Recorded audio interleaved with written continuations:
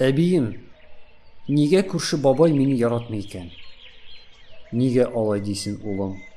Мансур бабаң начар кеше түгел, балаларын да бик ярата. Алайса, нигә мине белән сөйләшмисең ул? Аптырадым әле үзем.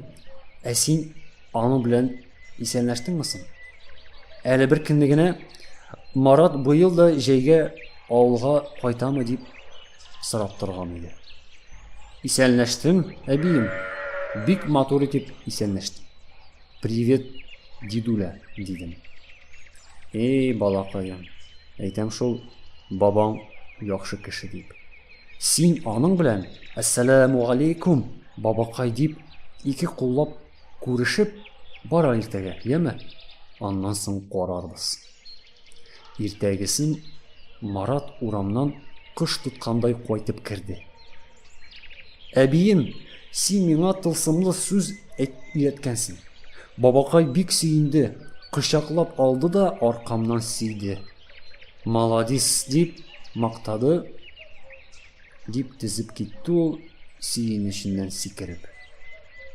Әбисе дә Мараттан ким сөенмәгән иде. Яулык шите белән күз яшьләрен сөртеп алды да оныгы белән чәй эчәргә утырды. Өстәл уртасында самавыр җырлый.